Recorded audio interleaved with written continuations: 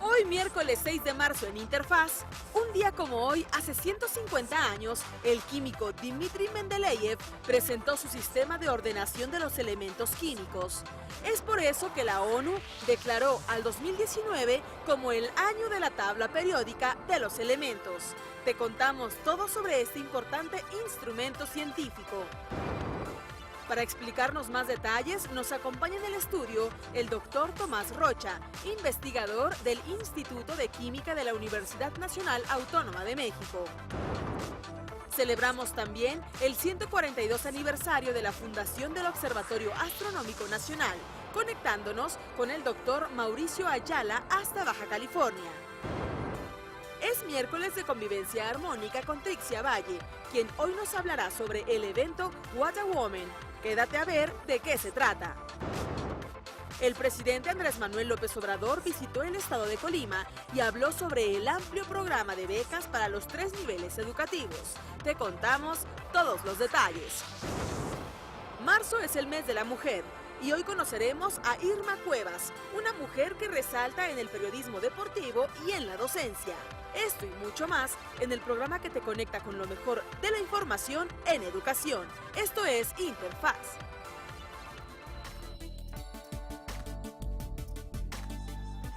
Muy buenos días, amigas y amigos de la Agencia Informativa de Educación de México, de Televisión Educativa. Estamos muy felices de saludarlos este miércoles 6 de marzo y darles la bienvenida, como siempre, a este programa que ya lo saben, es su interfaz con el mundo de la educación, el conocimiento, la ciencia, la tecnología, el arte, la cultura, los deportes y mucho más.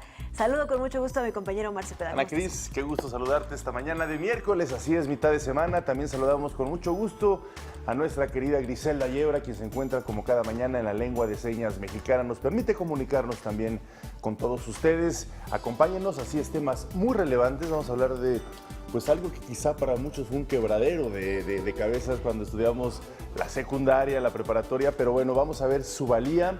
Así que acompáñenos porque estamos listos.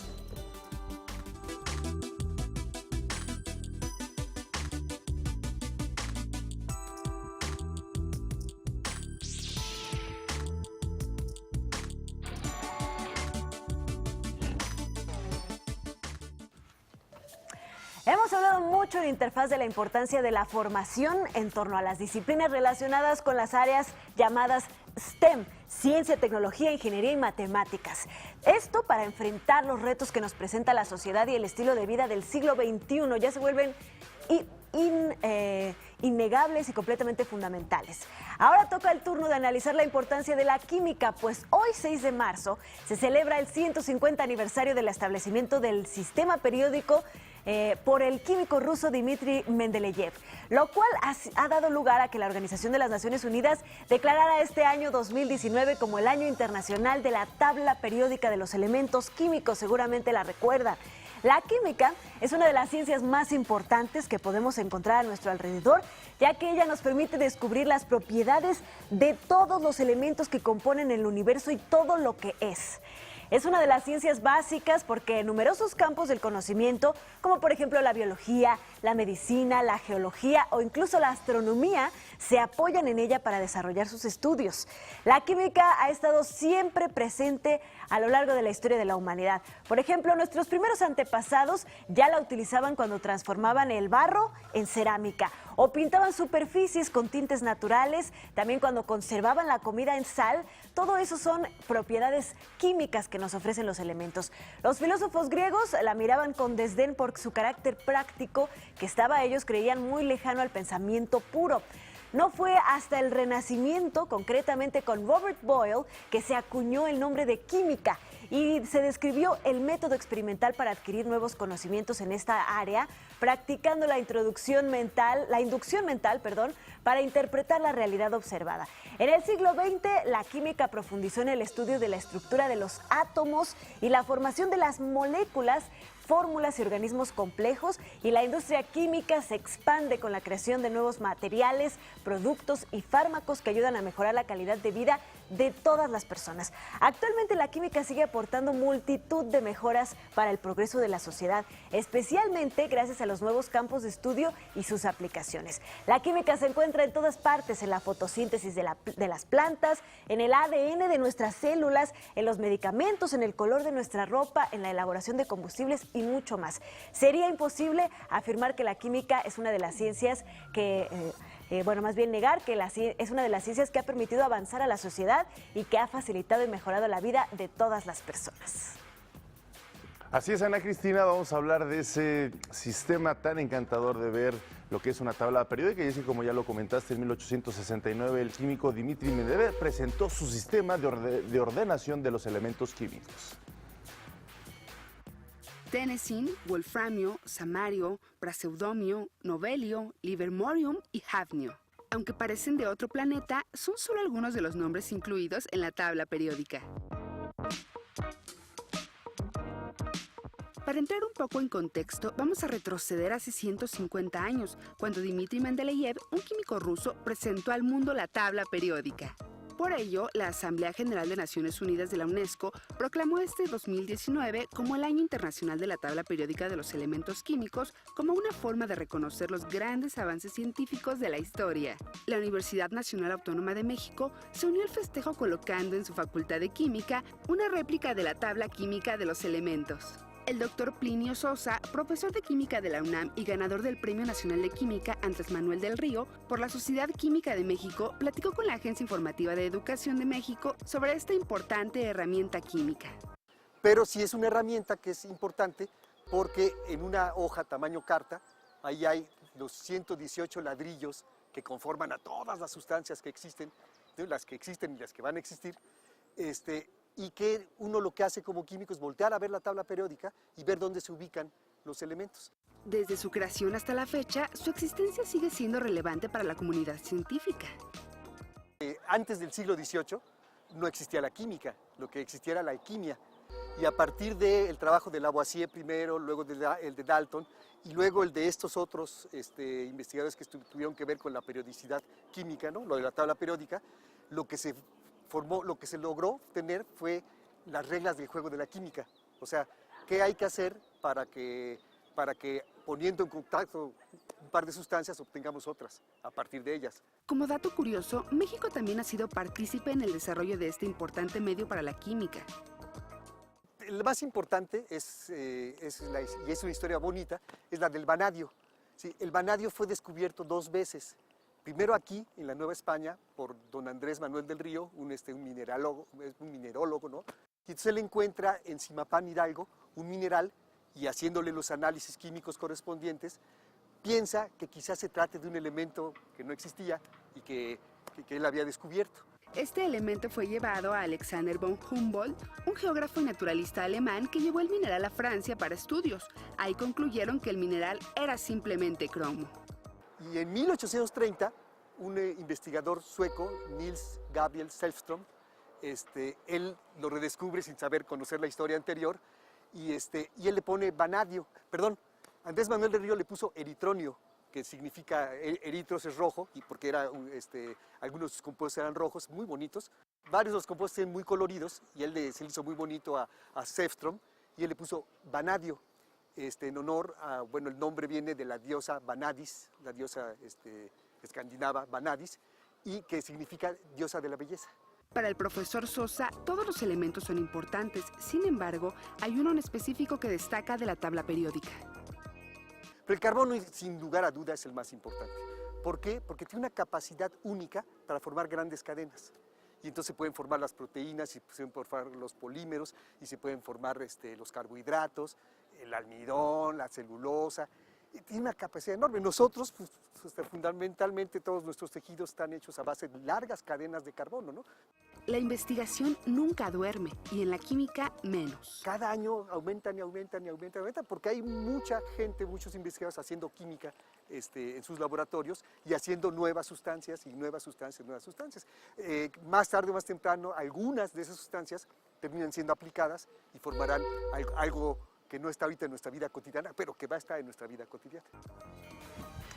Pues muy interesante, Ana Cristina, esta explicación del maestro de la UNAM. Vamos a tener más pláticas al respecto durante el programa, porque creo que es muy importante reconocer la valía para el entendimiento de nuestra existencia y de nuestro ser. Así es. Vamos a hacer una breve pausa, regresamos. Esto es Interfaz.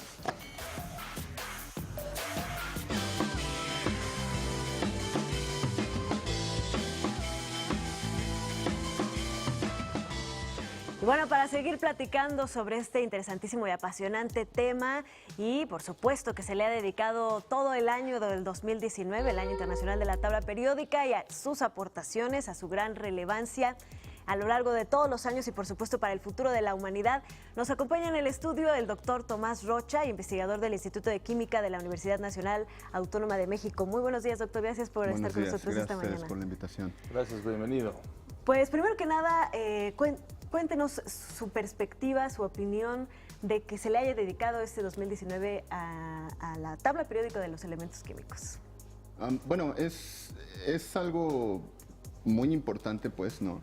Se cumplen 150 años desde que Mendeleev dio esta tabla, pues, donde se resumen y se sistematizan y se racionalizan las propiedades de los átomos, que son los bloques que constituyen toda la materia. No solamente es la importancia de la tabla periódica en química, o sea, es en biología, es en física, y también hay otras cosas alrededor de esto, ¿no? Por ejemplo, la importancia de la mujer en la ciencia. Ha habido elementos químicos que han sido descubiertos por mujeres, como por ejemplo el radio y el francio. Sí. Así es. Me gustaría preguntarle, se cumplen 150 años de la tabla periódica. ¿Cuántos elementos hubo en un inicio y cuántos elementos hay ahora? Porque por lo que veíamos en una de las notas preparativas, todavía pueden existir más elementos. O sea, en principio pueden seguir existiendo elementos. O sea, la tabla periódica se organiza de acuerdo con algo que se llama principio de construcción. Y ese principio de construcción permite seguir incorporando electrones y protones a los átomos. Cada una de las posiciones, de las casillas de la tabla periódica, cada elemento está caracterizado por su número atómico. El número atómico es el número de protones que están dentro del núcleo de un átomo. Y entonces, en principio, no hay nada que impida que se sigan añadiendo protones a ese átomo y seguir aumentando las casillas de la tabla periódica. El número exacto no lo recuerdo, creo que son 118, 119, pero insisto, la posibilidad está ahí. El problema es que la dificultad es de que al añadir estos protones y aumentar el número atómico para seguir llenando casillas en la tabla periódica, la dificultad es que los núcleos sean lo suficientemente estables para poder caracterizar ese elemento y sus propiedades físicas y químicas. Claro.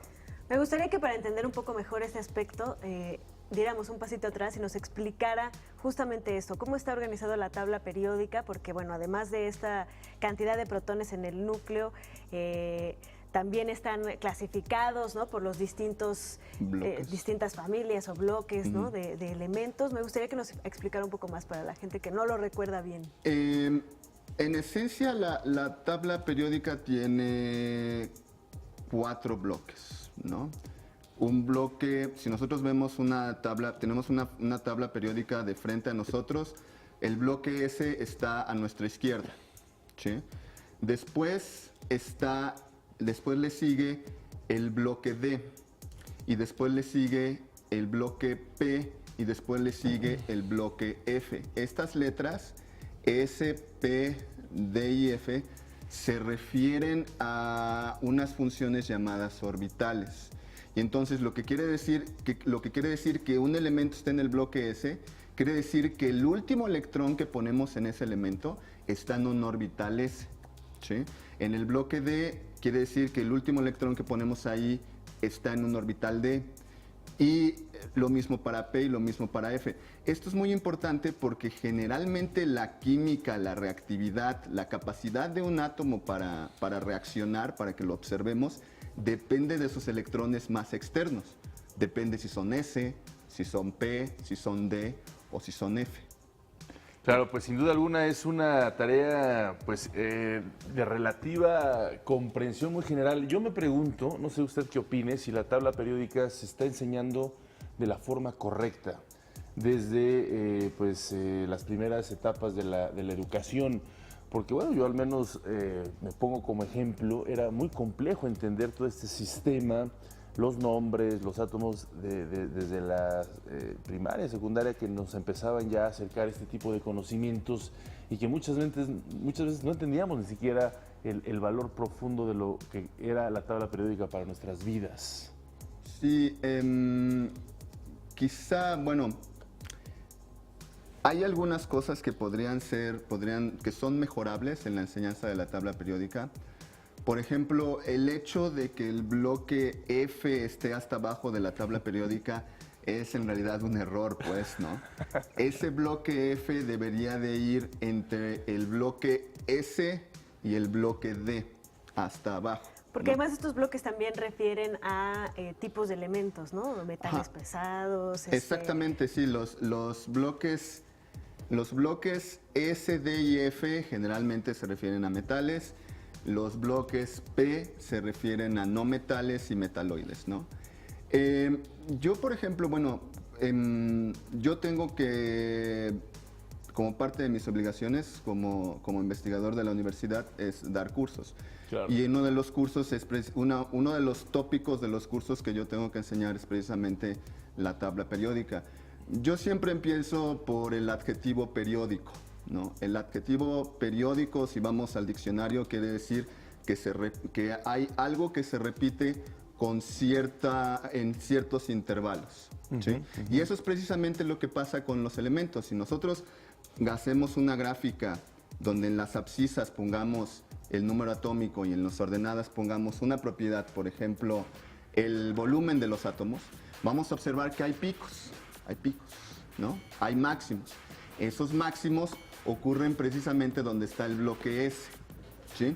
De ahí el adjetivo de periódico, o sea, hay una periodicidad en el comportamiento de los elementos como función de su número atómico. Claro. Hay otras propiedades que también son periódicas, como por ejemplo la energía de ionización. ¿Qué tanto nos cuesta extraer un electrón de un átomo? La afinidad electrónica, ¿qué tanto le gusta a un átomo adoptar un electrón dentro de su estructura? ¿Sí? Claro, claro. Sí, pues muy interesante esta primera parte de preguntas y respuestas para entender más esta generación interesante de elementos. Vamos a hacer una pausa, si nos lo permite, doctor Tomás Rocha, investigador de la UNAM, y regresamos para seguir hablando de, de esta tabla y su aniversario. Regresamos.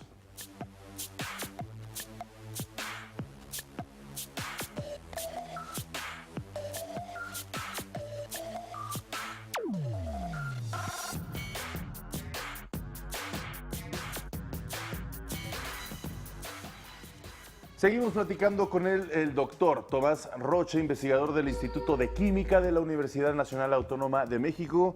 Gracias por continuar con nosotros, doctor. Hubo una frase mientras estábamos en el corte que dijo una de las valías más importantes de la tabla periódica es precisamente racionalizar la química. Sí, sí. O sea, algo, creo que bueno, si me preguntan a mí, lo más valioso de la tabla es que nos permite, de la tabla periódica de los elementos, es que nos permite explicar química, que nos permite entender la química. Por ejemplo, y hacer modelos hacer todavía más modelos para entender la química. Por ejemplo, si quieres conocer la geografía, ves un mapamundi, ¿no? Y ves, aquí están los continentes, aquí están los países, aquí es algo parecido para la química. O sea, en función de la posición de un elemento podemos entender mucho de su química, ¿no? Por ejemplo, en el bloque P, ¿no?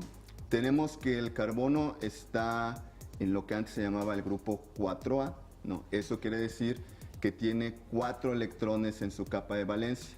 Y entonces, por alguna razón, a los átomos les gusta el número 8. Bueno, es por una razón. ¿Sí? Les gusta el número 8. Y entonces ese carbono se va a juntar con otras 4 cosas para llegar a ese número 8. El nitrógeno está en el grupo 5A. Le faltan 3 para llegar a 8. Y entonces, por eso el nitrógeno se encuentra comúnmente con una valencia de 3, con una capacidad de combinación de 3.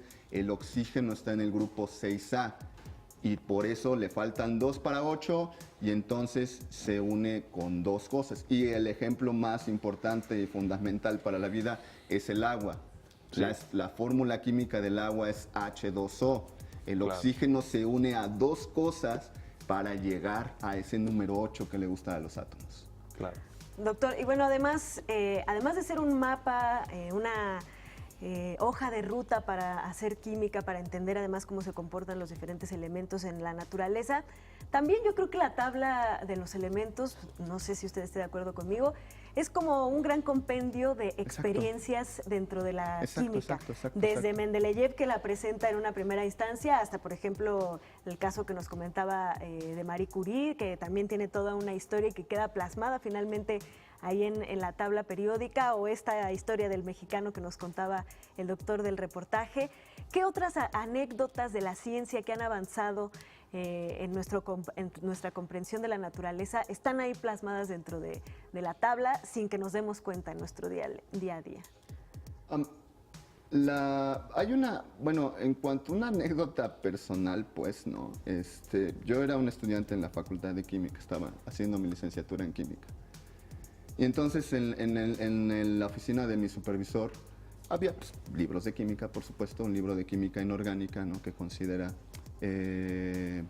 a los elementos químicos, pues con excepción del carbono, que esa es la química orgánica. Y entonces llegó un estudiante que era de maestría y dijo, yo no necesito ese libro, y sacó su tabla periódica, ¿no? O sea, aquí está toda la información que yo tengo en ese libro. Ok, es un poco de bluff, ¿no? Pero la cuestión es que en esa sola hoja hay un montón de información de química acerca de los elementos, ¿no? O sea, podemos entender por qué el elemento flúor es tan reactivo,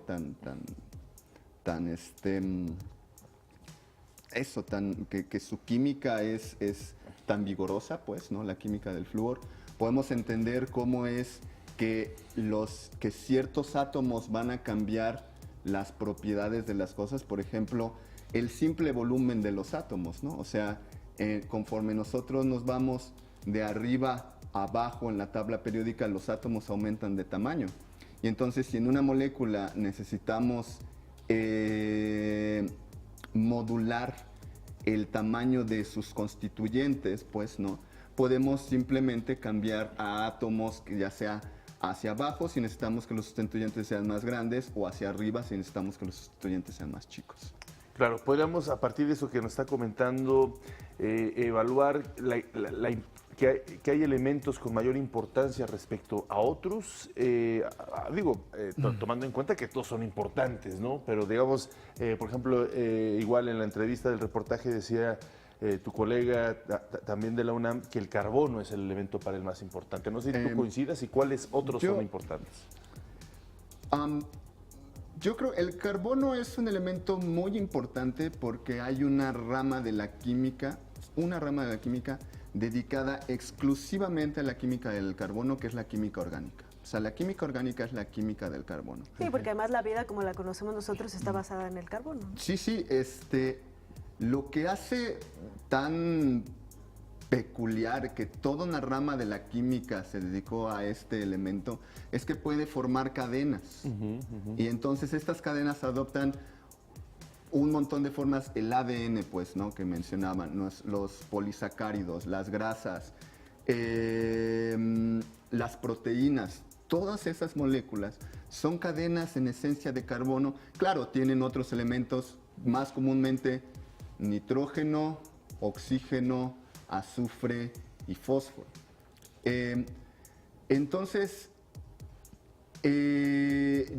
desde insisto, depende también de la perspectiva que uno le dé, ¿no? O sea, por ejemplo, en la búsqueda que tenemos de energías limpias, pues, ¿no? Tenemos que buscar en todos los elementos que podamos, ¿no? Por ejemplo, en aplicaciones, pues, ¿no? Unas de las celdas fotovoltaicas más exitosas que se han podido sintetizar están hechas a base de silicio, pues, ¿no? Claro. Y ahora es un problema muy, muy importante para la humanidad el poder conseguir energía limpia, ¿no? Bueno, que no sea a base de carbono, Claro, que no claro. sea a base de quemar combustibles Bueno, fósiles. por ejemplo, ayer estuvimos hablando precisamente de esa importancia de las energías limpias y bueno, pues ahora lo complementas con esta valía de diferentes elementos de la tabla periódica. Bueno, pues te queremos agradecer mucho, doctor Tomás Rocha, investigador del Instituto de Química de la UNAM. Hoy que celebramos el 150 aniversario de la creación de la tabla periódica, precisamente por el químico ruso Dmitry Mendeleev. Y bueno, la UNESCO promovió precisamente que se proclamara el 2019 como el año de la tabla periódica. Muchísimas gracias por estar con Muchas nosotros. gracias a ustedes por la invitación. Al contrario. Gracias, doctor. Vamos a hacer una breve pausa, regresamos. Esto es Interfaz.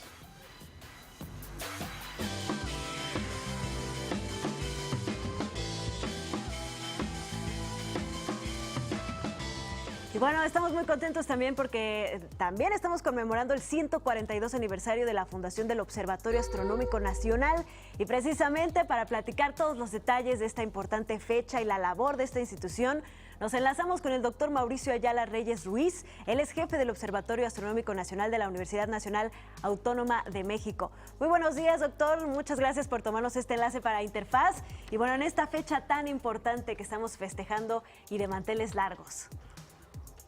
¿Qué tal? Muy buenos días. Pues Buenos cuéntenos, doctor, ¿qué es lo que tienen preparado para festejar este 142 aniversario del Observatorio Astronómico Nacional? Pues más que nada trabajo. Tenemos mucho trabajo en el observatorio. Afortunadamente hemos estado viviendo en estos años un periodo de crecimiento muy acelerado y entonces pues estamos muy ocupados construyendo una serie de nuevos telescopios que pues relanzan el observatorio en términos de sus capacidades para hacer investigación astronómica. Claro, ¿cuáles son, pues precisamente para hablar bien de esta celebración, de este gran objeto que es el Observatorio Astronómico Nacional, cuáles son las características? ¿Por qué lo hace ser un observatorio pues precisamente de relevancia importante para el país, muy probablemente para toda la región latinoamericana? Sí, bueno, el observatorio pues es una de las instituciones científicas más antiguas en nuestro país. De manera formal, como ya señalaron ustedes, pues se inaugura o se constituye por allá de 1876 y desde entonces a la fecha pues ha venido evolucionando, ha venido creciendo. Y ahorita tenemos una comunidad astronómica no solamente en la UNAM, sino en muchas universidades a lo largo del país y centros de investigación CONACYT, Sí. que están haciendo pues astronomía de frontera, ¿no? Muy interesante. Y el Observatorio Astronómico Nacional en San Pedro Mártir es, digamos, el principal observatorio para lo que llamamos astronomía óptica e infrarroja, que es, digamos, astronomía clásica de la que se hace en la luz que podemos detectar nosotros con nuestros ojos, ¿no? Claro. Entonces, para esto pues se ha desarrollado toda una infraestructura. Contábamos hasta hace 2-3 años con 3 telescopios que se habían construido en la década de los 70s y como ya comentaba, desde hace unos años empezamos a desarrollar el observatorio en base a nuevos telescopios y pues tenemos ya ahorita toda una flotilla de telescopios que están haciendo otros proyectos muy interesantes. Doctor, ¿cuál considera usted que serían pues los puntos clave más importantes de estos más de 140 años del Observatorio Astronómico Nacional? ¿Cuáles serían aquellos momentos que vale la pena recordar en este aniversario?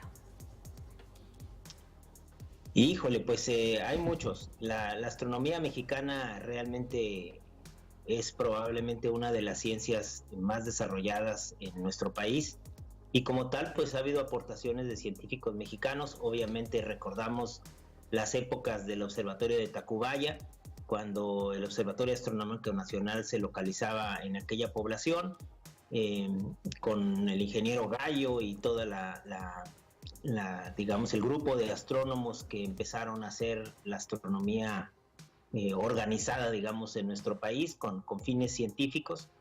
Y posteriormente, pues con el doctor Guillermo Haro, que es un precursor de la astrofísica en nuestro país, el fundador, digamos, de la astrofísica moderna, que mueve el observatorio a Tonantzintla, en el estado de Puebla, y donde se llevan a cabo, pues, algunos descubrimientos muy, muy interesantes, ¿no?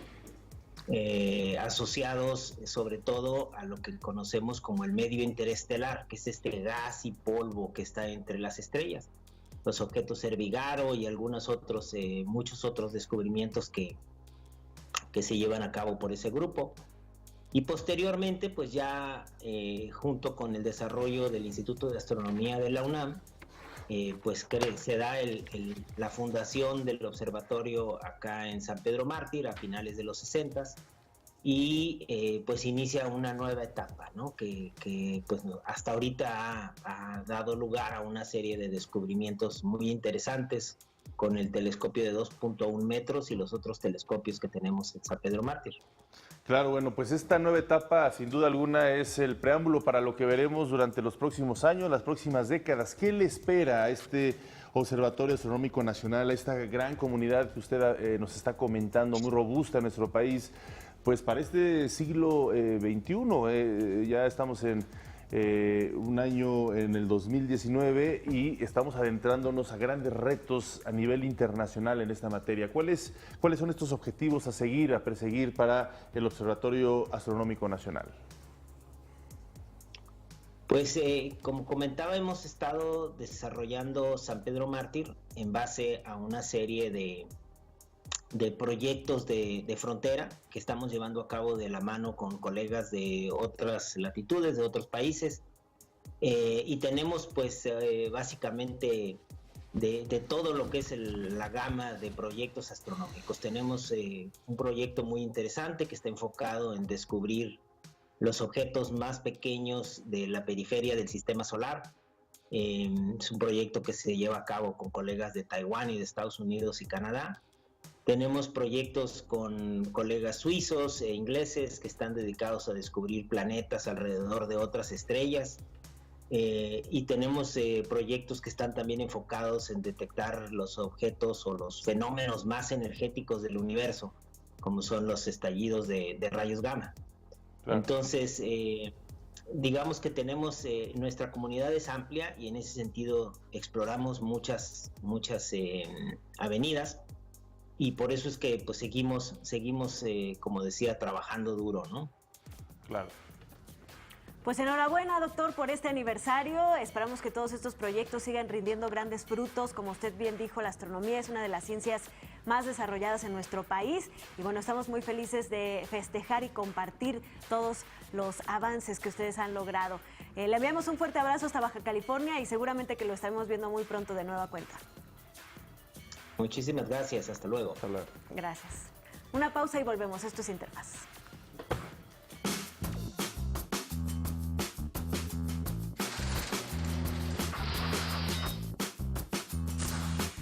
En 1937 nació Valentina Tereshkova, ingeniera rusa y primera mujer astronauta de la historia.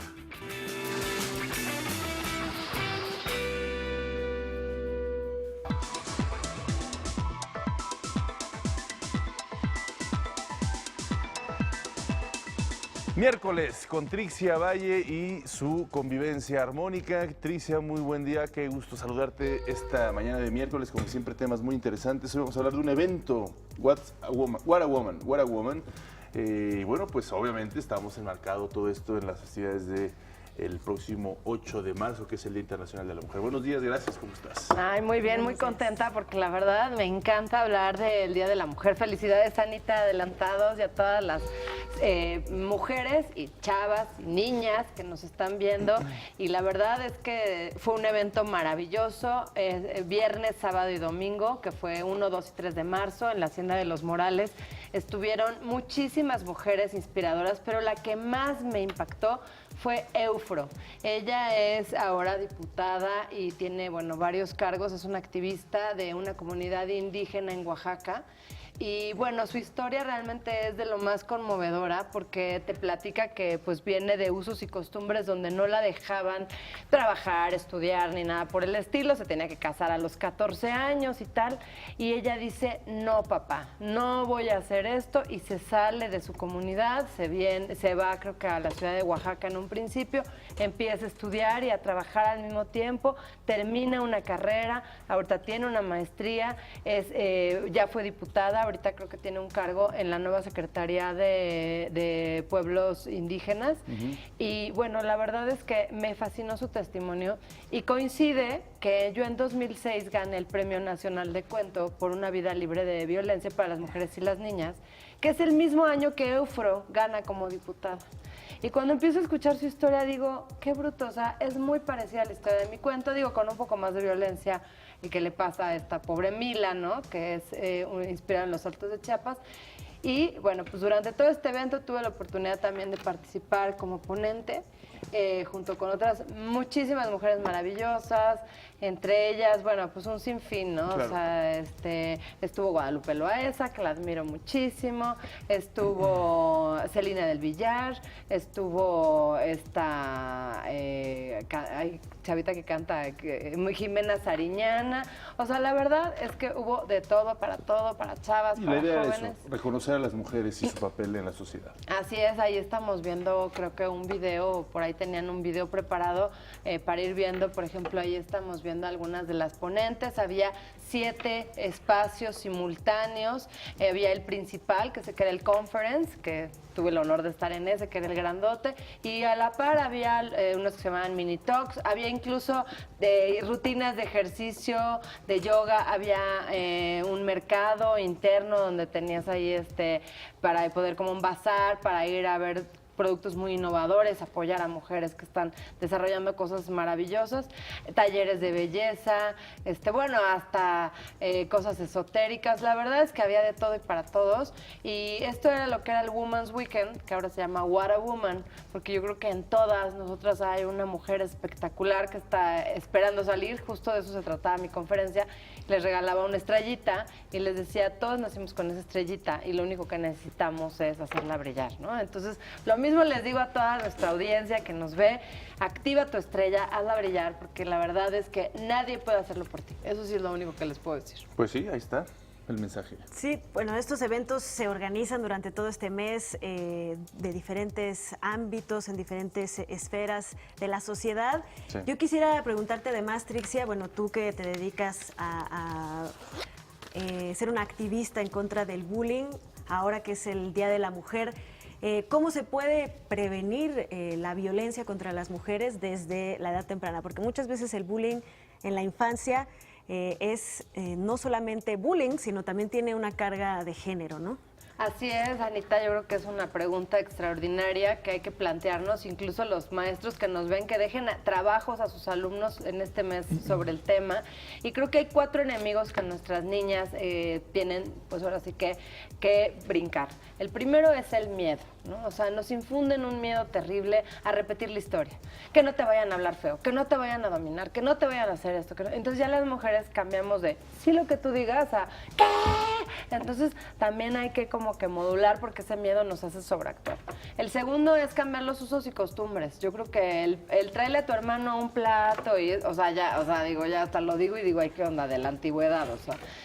Pero que sigue pasando. Que sigue pasando, pero ya de verdad, es una antigüedad muy pero moderna y triste. Ya hay muchas chavas que dicen no, o sea, entre ellas mi hija así de no, que él se pare, o sea, me vale, ¿no? O sea, y la verdad es que Eso es la cuarta cosa. Yo sí, pues le digo, sí, está bien, porque el que le pide es el otro, no yo. O sea, obviamente el otro. Ya sabes, entre favorcito y favorcito, pero pues es también los usos y costumbres, como tú bien dices, Omar, que los mismos hombres quieren seguir imponiendo así mis pantuflas y mi cena, ¿no? Entonces también en nosotros está modularlo. El tercer enemigo con el que pues las chavas hoy se enfrentan es que en esta búsqueda de la igualdad también a veces se sienten intimidadas por una forma muy ruda y agresiva de llevarse con sus compañeros, en donde empiezan a hablar de groserías, de empujones, de tú quítate. Y entonces pasa de ser como sometida a ser integrada, pero integrada en un entorno violento, ¿no? En un entorno de groserías, de empujones, incluso hasta golpes, tú quítate, y de tratarte mal, pues. O sea, yo creo que esa también es una forma de violencia en pro de integrarte en un ambiente de hombres. Entonces, estamos como, híjole, pasando el pantano, y cuando ya pasemos yo creo que ya vamos a más de la mitad del pantano, ¿no? Pero nos falta esa mitad que pues, todavía hay que trabajar. Pues muy bien, Trixia. Como siempre, recuérdanos dónde pueden acudir las personas que necesitan consejos, que necesitan orientación para poder prevenir este gran lastre que todavía existe, no solo en México, sino en todo el mundo, que es el bullying. Y en este Día Internacional de la Mujer, pues con su tinte de género, que también tiene mucho. No, claro que sí, con mucho gusto. Yo estoy en trixiavalle.com y pueden descargar el cuento Mila de forma gratuita todo el mes de marzo para que lo compartan con todas las chicas que lo necesiten. Me pueden contactar en redes sociales. Ya tengo la insignia en Facebook de la palomita azul, Trixia Valle con la palomita azul en Facebook. Y bueno, pues con muchísimo gusto estaré contestando todas sus dudas, inquietudes. Y por favor, descarguen el cuento, compártanlo. La verdad es para que todas las chicas se sepan defender. Completamente gratuito. Fue un cuento ganador. Ganó el segundo lugar de Concurso Nacional de Cuento 2016 por una vida libre de violencia para las mujeres y las niñas. Pues ahí está, completamente gratis en las redes sociales de Trixia Valle. Muy bien, Trixia, gracias por acompañarnos esta mañana, como siempre. Gracias a ustedes y feliz Día de la Mujer. Feliz Día. Y a tu hija. Por supuesto, a mi hermana. Gracias. Vamos a hacer una brevísima pausa y regresamos.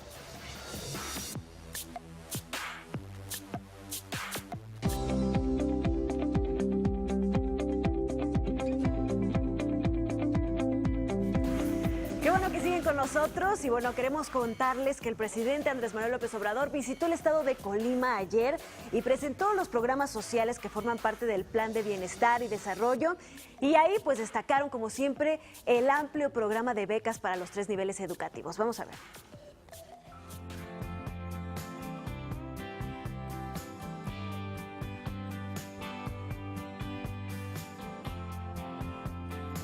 Las personas de escasos recursos tienen una nueva oportunidad para mejorar su situación. El gobierno mexicano impulsa una serie de programas sociales para apoyar a quienes más lo necesitan.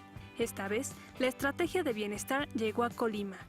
La política de bienestar de este gobierno busca fortalecer el tejido social y construir un país donde todos nos miremos a los ojos en condiciones de igualdad.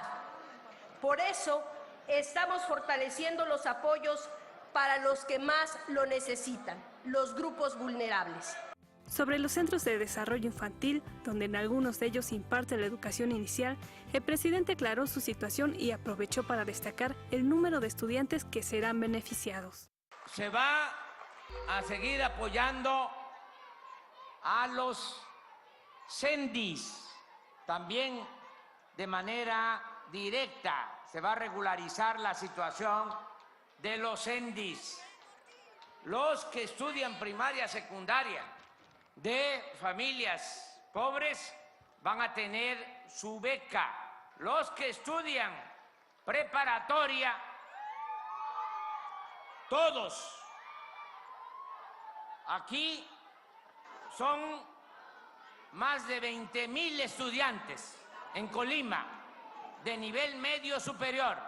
Con el apoyo brindado se espera erradicar el número de deserción que se da principalmente en este nivel escolar. También se presentó el apoyo a estudiantes de nivel superior y el programa Jóvenes Construyendo el Futuro. No se les va a dar la espalda a los jóvenes, se les va a atender. Ya no va a ser así. Vamos a atender las causas, que haya trabajo, que haya bienestar, que se atienda a los jóvenes y así vamos a ir serenando a Colima y vamos a serenar al país. Son programas para crear un México mejor, donde nunca más la edad o las condiciones físicas y sociales justifiquen la exclusión. Son programas pensados en los que más lo necesitan. Buscamos generar bienestar en las personas y sus familias. Son programas para crear un país de iguales, un país donde la gente, donde podamos ser felices.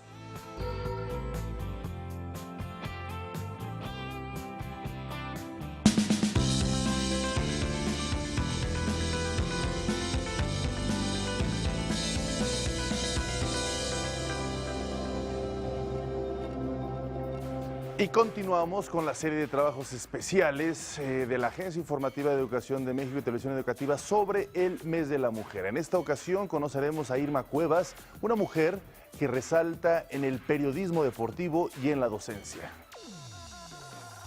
La mujer tiene una figura destacada en cada vez más ámbitos, y el periodismo deportivo es quizá uno de los que más resistencia tenía. El periodismo en México para las mujeres no puedo decir que sea totalmente abierto porque somos un país sí malinchista, todavía sobre todo en el deporte dudan que una mujer te pueda hablar de deportes y sobre todo de deportes que se han hecho por y para los hombres, como el caso de fútbol, pero nosotros tenemos la misma capacidad o más capacidad que muchos de los comentaristas varones que están ahora. Irma Cuevas, una profesional con 25 años de experiencia en este campo, es uno de los ejemplos más claros de tenacidad y vocación. Post habitual dentro de las frecuencias de la radio mexicana, Irma ha roto barreras en un mundo que, de inicio, parecía haber sido creado solo para hombres. Éramos muy pocas las mujeres que estábamos cubriendo cuando yo comencé en el 1994 y sobre todo en deportes como el fútbol soccer, que éramos muy poquitas. Hay más mujeres en deporte amateur, pero los deportes de fútbol americano, fútbol soccer y demás es muy difícil. Me costó trabajo, pero creo que tuve buenos maestros y pues a través de estar picando piedra y buscando oportunidades es que he alcanzado todos mis sueños. Irma es la conductora estelar en el programa Impacto Deportivo, que se transmite por la frecuencia del Instituto Mexicano de la Radio, el IMER, cadena radiofónica a la que pertenece desde hace 18 años. Yo cuando comencé, la mujer no era bien vista en los deportes, era siempre visto bueno, tú haces la nota de color, o ve y dime si tiene bonitas piernas el jugador, o si sonríe bonito, o si hace algo extra en el fuera del deporte. Creo que se abrió mucho el espacio para las mujeres, cada día somos más. En fútbol no tanto, en deporte amateur sí hay muchas mujeres. Ganadora del 8º reconocimiento nacional de las mujeres en el deporte en la categoría de periodista deportiva en el 2009 y en el 2015, galardonada por el Senado de la República, Irma Cuevas es hoy en día un ejemplo de éxito y tenacidad. Pero es justo decir que su arribo al periodismo deportivo no fue sencillo. Pero Irma no solo es una reportera en activo, sino que dedica buena parte de su tiempo a compartir su experiencia, conocimientos y metas dentro de las aulas de clase, donde ha logrado aportar a la formación de nuevas generaciones de comunicadores. Me encanta dar clases, el poder compartir todos mis conocimientos, porque yo no tuve nadie que me enseñara en un principio. Yo fui de todas las entrevistas banqueteras, hacer camino poco a poco, y si yo ahora puedo pasarle un poco a mi conocimiento a las nuevas generaciones, creo que les voy a ayudar también para ser mejores de periodistas y mejores profesionales. Siempre es importante estarnos preparando porque el mundo está cambiando día a día, minuto a minuto. Para mí, cuando estoy dando una clase, no solamente estoy impartiendo lo que yo sé, sino estoy aprendiéndole a los alumnos los temas que ellos tienen, estoy aprendiendo lo que a la nueva generación les interesa y sobre todo el nuevo lenguaje, porque lo que yo hablaba hace 20 años igual ahora ya no, para ellos no es común o no es la forma de hablar. Creo que también yo aprendo mucho de cada uno de ellos. Experta en deportes como el automovilismo, fútbol y deporte olímpico, Irma acepta ser considerada como pionera del periodismo femenil deportivo, pero reconoce que aún falta camino por recorrer y metas por ser alcanzadas.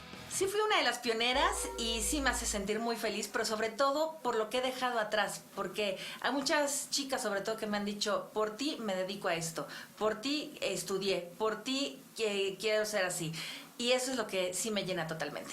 Creo que no hay duda de que la mujer, en el caso de periodismo deportivo, podemos cubrir cualquier tipo de deportes. Podemos estar en deporte profesional, en deporte amateur, deporte paralímpico, deporte que nadie conoce, pero la mujer es lista y capacitada para hacerlo, siempre y cuando nos preparemos. Por eso hay que estudiar, hay que leer, hay que estar día a día enseñando y aprendiendo cada una de las tecnologías, y de esta forma vamos a estar triunfando en el deporte. Y así, Irma Cuevas afirma que mantendrá su camino en busca de cumplir sus metas dentro del mundo del periodismo y los deportes.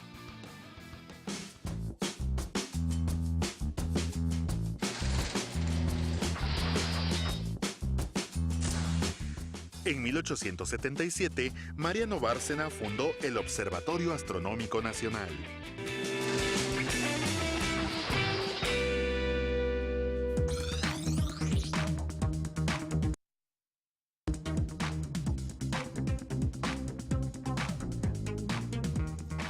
Y bueno, hoy, como todos los días, nos toca viajar por el país y por el mundo en nuestra sección de movilidad académica. Nos vamos a regresar hasta Baja California para enlazarnos con Luz Elisa García Lozano. Ella es estudiante de la Benemérita Escuela Normal Estatal Profesional Jesús Prado Luna, y gracias al programa de capacitación para estudiantes de escuelas normales públicas, realizó parte de sus estudios en Toronto, Canadá. Así que a través de su experiencia, pues nos va a hacer viajar hasta Toronto, ¿verdad, Luz Elisa? Muy buenos días, ¿qué tal se maneje por Baja California?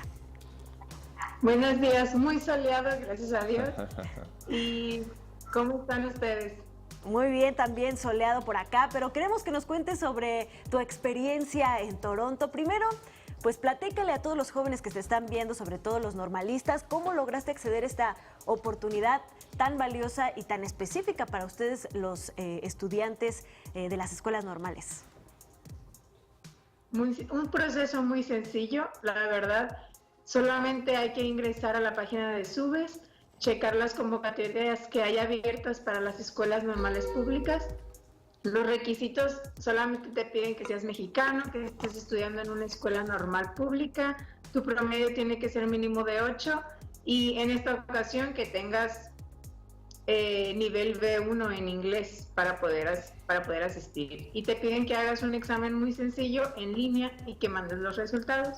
Correcto, bueno, pues ahí están los pasos a seguir para quienes nos estén viendo, quienes estén estudiando alguna escuela normal en el país, que son bastantes y que para todos está abierto ese tipo de convocatorias. Ahora bien, cuéntanos cómo fue tu experiencia académica, cómo fueron estas aulas, convivir con jóvenes seguramente de varias partes del mundo y cómo evolucionó tu aprendizaje del idioma inglés. Pues 3 aspectos muy importantes en mi vida profesional, académico y personal.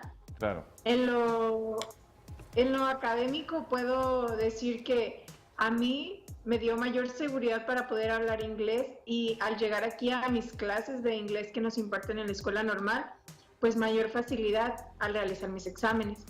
También convivir con personas de otros estados, pues me favorece para yo crear vínculos y conocer culturas con ellos. En lo profesional, pues los conocimientos que nos crea y el poder saber el inglés te crea esos lazos con otros países profesionalmente, en el área laboral, y al menos aquí en Baja California, la mayoría de los empleos te pide que sepas inglés. Claro. Pues sin duda alguna, este tipo de oportunidades son verdaderamente, pues abren el mundo y la visión para los jóvenes. Y yo quisiera preguntarte, ¿cómo es que cambió tu visión? Es decir, seguramente tuviste oportunidad de convivir con personas de diferentes nacionalidades que no se ven muy comúnmente aquí en México. Tuviste oportunidad de adaptarte a otro estilo de vida, de pues tener que, por ejemplo, hablar el inglés, pues más para un tema de supervivencia que para un tema de estudio. Cuéntanos un poco acerca de estos aspectos. Claro que sí. Pues el tener que estar en la misma aula con otros compañeros de otros países, no había otra forma de comunicarnos más que por medio del inglés, así que había que buscar esas palabras para poder expresarte las clases eran demasiado dinámicas que no te permitía estar en silencio, tenías que estar siempre conversando con algún compañero que estaba a tu lado, que posiblemente era de Corea, de Japón, de Turquía, y había esa facilidad de poder decir, necesito saberlo, necesito hablarlo para poder comunicarme, y es ahí donde se crean esos vínculos de amistad con otras personas de otros países que te ayudan a ti a fortalecer el idioma. Claro, sin duda alguna, pues el objetivo, por lo que vemos, se cumplió, el objetivo de aprender a hablar de mejor manera el inglés. Supongo que esto para ti va a ser clave el día de mañana en tu profesión como maestra, no solo la experiencia, sino el idioma inglés. Sabemos que uno de los programas a nivel educativo nacional es precisamente mejorar la enseñanza del inglés a los jóvenes. ¿Cómo lo piensas aplicar en ese sentido para las futuras generaciones de estudiantes, de jóvenes estudiantes? Bueno, pues yo estoy estudiando la licenciatura en educación preescolar. Correcto. Y en el preescolar en el que yo estoy haciendo mi último semestre de prácticas, sí, hay una diversidad de lenguaje, entonces pues hay niños que ellos son los que me hablan inglés sin necesidad de que yo les hable inglés. Entonces para mí ha sido muy favorable la experiencia en la que yo me haya ido a Toronto, regresar, tener mayor habilidad en el inglés e ingresar a mi jardín a mi preescolar de prácticas y tener esa facilidad de habla con esos niños que vienen de fuera, que son de otros estados, que son de otros países, perdón, que son pues de Estados Unidos por la cercanía de la frontera. Claro. Y uno poderle responder de una manera correcta, ayudarles en lugar de obstaculizar ese proceso, hacer Claro. que ellos lo aprendan de una forma más divertida, de una forma cotidiana. Eso también ha sido muy favorable. Claro, sin duda. Y Luz Elisa, ¿qué consejo le darías a todos los jóvenes que te están viendo, no solamente pues los estudiantes normalistas, sino también cualquier joven de nuestro país? Porque hay oportunidades para todos, el chiste es buscarlas, tanto en las instituciones públicas como privadas, pero a veces nosotros mismos ponemos barreras para nuestro propio desarrollo. Y tú que has logrado vencer algunas de estas barreras, me gustaría que le dieras un consejo a todos los jóvenes que te están viendo sobre lo importante y lo valioso que es luchar para conseguir una oportunidad como esta que tú tuviste. Claro que sí, pues mi consejo es que se atrevan a solicitar la beca, que en verdad abarca muchos aspectos. En verdad esta beca tenía todo pagado. Solamente había que pagar el transporte de traslado de mi casa a la escuela, que relativamente era muy poco. Claro. En mi caso incluía las 3 comidas, el pago de la escuela, la estancia en una casa. Entonces no había necesidad de pagar más. Claro. Bueno, pues una beca muy completa. Luz Elisa García, te agradecemos mucho que hayas estado con nosotros, nos hayas compartido esta experiencia. Seguramente motivarás a muchos jóvenes que te están viendo, no solo de las escuelas normales, sino de otras instituciones educativas del país, para poder acceder a una beca y pasársela muy bien, tanto en el aprendizaje como en los aspectos personales. Gracias, te mandamos un fuerte abrazo hasta el norte de nuestro país. Un fuerte abrazo. Igualmente, hasta luego. Gracias, hasta luego. Y bueno, pues vamos a hacer una breve pausa y regresamos.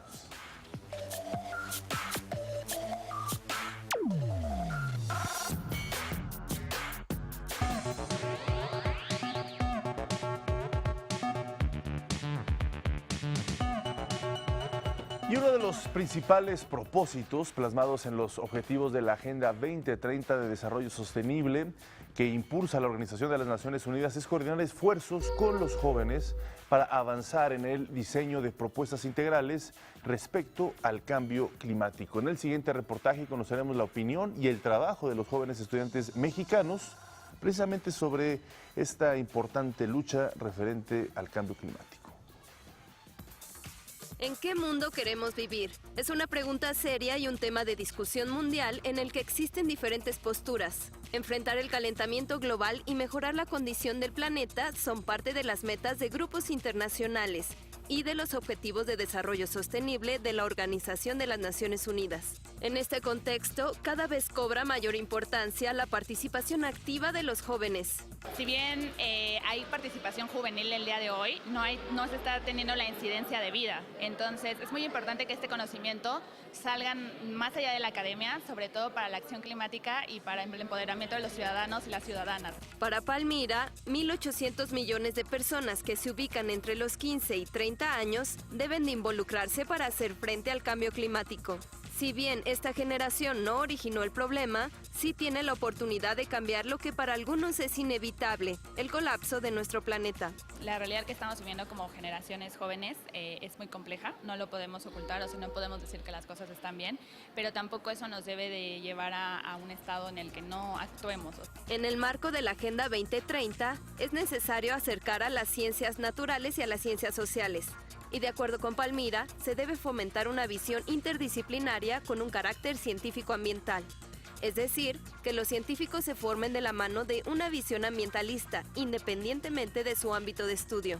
Cada quien ve el mundo desde su perspectiva, pero tenemos un fin común, ¿sabes? Entonces es el momento de sentarnos a dialogar y por qué quizá las cosas no están funcionando, porque cada quien lo está viendo desde su esfera, y si lo conjuntamos, entonces ya podemos llegar a hacer primero, o sea, una coordinación entre nosotros para poder hacer una incidencia mayor. El objetivo es que los jóvenes que estudian todo el espectro de carreras se involucren y sepan cómo incidir positivamente en el medio ambiente a través de sus conocimientos. Creo que es el primer paso que se da para poder hacer una generación nueva de científicos con un compromiso ambiental y social más grande, ¿no? O sea, no solo el carácter y el deber científico, sino más allá, y poder realmente hacer una acción climática, que es lo que se necesita urgentemente.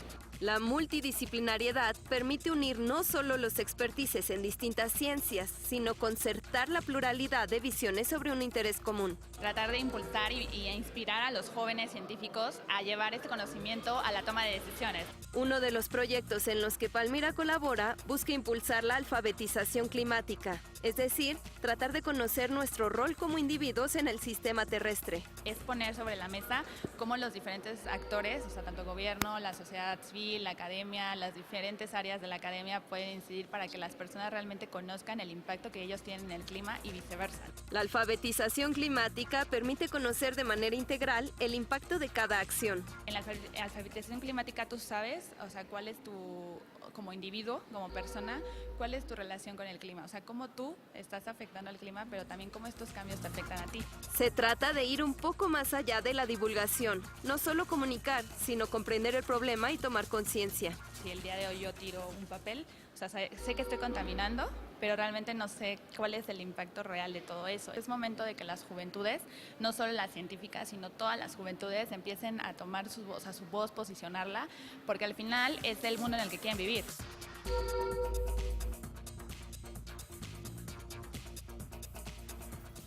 Y estudiantes del CCH Sur de la Universidad Nacional Autónoma de México obtuvieron su pase a la Feria Internacional de Ciencia de Taiwán 2020.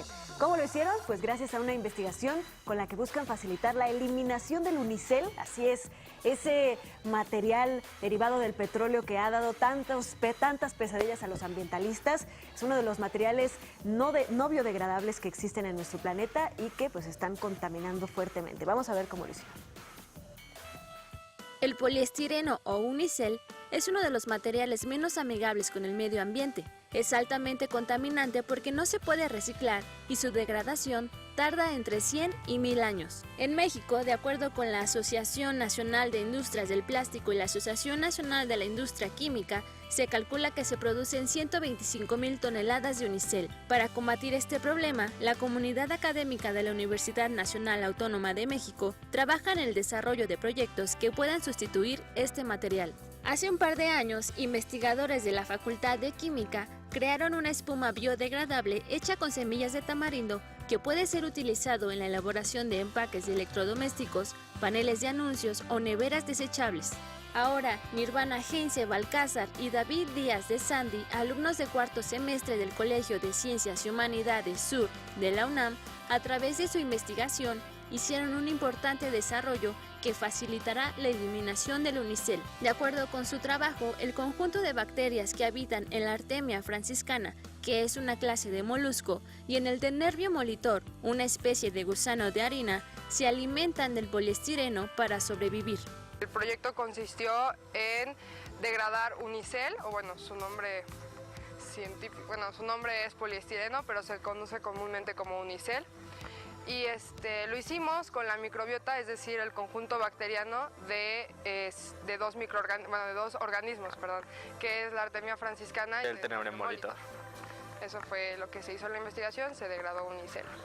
La investigación inició porque en la literatura que revisamos hacen referencia a que hay bacterias en el Denervio molitor que son capaces de degradar la espuma en poliestireno. Bueno, que han mostrado que pueden hacer un daño estructural en el poliestireno, es decir, le pueden hacer agujeritos.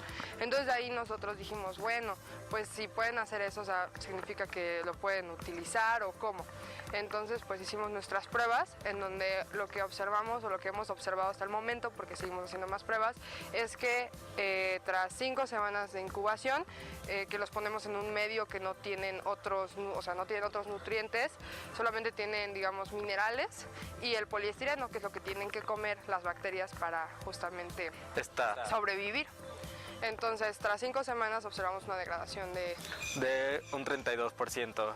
Fue el tratamiento con mayor efectividad. Con mayor efectividad, y tuvimos otros un poco más bajos, o sea, de un 13 a un 32%, porque tuvimos ciertas variables ahí. Entonces, pues sí. Es en general lo que hicimos con ese proyecto. Con este trabajo, los jóvenes universitarios triunfaron en el Expociencias Nacional 2018, que se celebró en Morelia, Michoacán, y obtuvieron su pase a la Feria Internacional de Ciencia de Taiwán 2020, encuentro de investigación científica en el que competirán con cerca de 300 jóvenes provenientes de 20 países.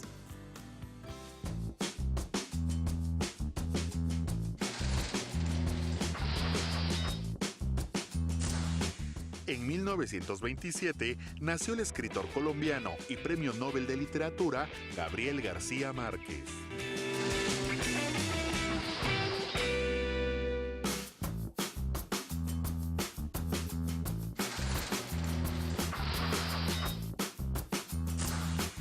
En 1946 murió Antonio Caso, filósofo mexicano que fue rector de la UNAM.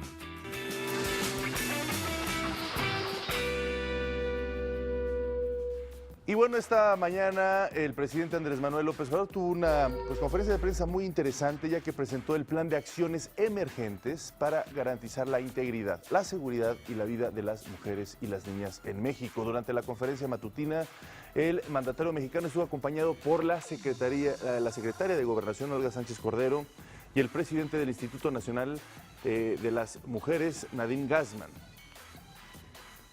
Atención a las mujeres tiene que ver con la función de todo el gobierno de la República.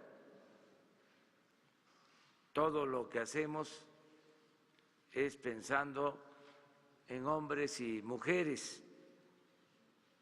Todos los programas de bienestar, todas las acciones del gobierno. No se discrimina. Un gobierno democrático, progresista, no puede haber discriminación. Por su parte, la secretaria de Gobernación, Olga Sánchez Cordero, informó que se trata de un programa integral cuyo objetivo es atender y prevenir todo tipo de violencia contra las mujeres. Particularmente el día de hoy nos vamos a referir a la violencia en el ámbito familiar, en la violencia sexual, a la violencia feminicida y a estos tipos de violencia que sufren de cada 66 mujeres, sufren 66 de cada 100 mujeres en nuestro país, ya sea por parte de su pareja, por parte de su esposo, por parte del novio, de algún familiar, compañero de escuela, de trabajo, algunas autoridades, tanto laborales como escolares, o bien por personas extrañas. Por supuesto, la violencia, además de muchas otras circunstancias negativas, tiene que ver también con el desarrollo de la educación en cualquiera de las etapas. Por su parte, la presidenta de Mujeres, Nadine Gassmann, detalló los alcances de esta estrategia. Las acciones que hoy se presentan se enmarcan, por un lado, en la situación de emergencia que vive nuestro país en materia de seguridad, donde las mujeres y las niñas se encuentran en una situación de extrema vulnerabilidad, y del compromiso del gobierno con cambiar esta situación. Estas acciones no sustituyen las obligaciones legales que tenemos en materia de violencia contra las mujeres, las diferentes dependencias del gobierno. Son medidas emergentes para atender la violencia feminicida. Así es, y uno de los puntos centrales de este programa se enfoca precisamente en la atención del derecho a la educación de niñas y niños, hijos de mujeres víctimas de violencia. Precisamente sobre este punto fue la pregunta que planteó nuestra compañera de la Agencia Informativa de Educación de México, Sharon Smog. Buenos días, de la Agencia Informativa de Educación de México, Televisión Educativa. Preguntarle a la doctora Nadine si nos puede detallar el punto número 2 sobre la educación que se dará en las escuelas, principalmente a los niños. Bueno, la idea es primero reconocer la violencia que sufren los niños y las niñas y incorporar en el sistema educativo información sobre casos de violencia contra los niños y las niñas, estar atentos y atentas a signos que sabemos que se dan en el sistema, que se pueden identificar en el sistema educativo y que a veces dejamos pasar, ¿no? Como ausentismo, cambios de comportamiento, que son actitudes que demuestran los niños y las niñas que están sufriendo violencia o que están siendo testigos de violencia. Obviamente en el sector educativo tenemos muchas más acciones de prevención, de educación para la igualdad, pero en el marco de este plan emergente queremos poner un especial énfasis en detectar a los niños y a las niñas, hacer una coordinación entre salud y educación para disminuir la violencia. Pues así como lo platicábamos también con Trixia Omar, muchas veces en las escuelas se puede detectar este tipo de situaciones que no solamente son situaciones de violencia típicas, sino que además pueden tener tintes de género, así que muy importantes estas acciones que se van a llevar a cabo para prevenir la violencia de género desde las más tempranas etapas. Claro, son acciones integrales que tienen que ver pues desde la parte de combatir esta violencia de género, pero que también, como ya lo comentábamos, ingieren de forma directa en los procesos educativos. Así que desde muy temprano detectarlo, por supuesto hacer una conciencia general, buenas campañas, ya lo decía la presidenta, así que bueno, pues vamos a darle seguimiento puntual desde las plataformas y las pantallas de televisión educativa precisamente para poder comunicar de forma adecuada. Gracias por acompañarnos, fue un placer estar con ustedes esta mitad de semana, pasen un feliz miércoles. Hasta mañana.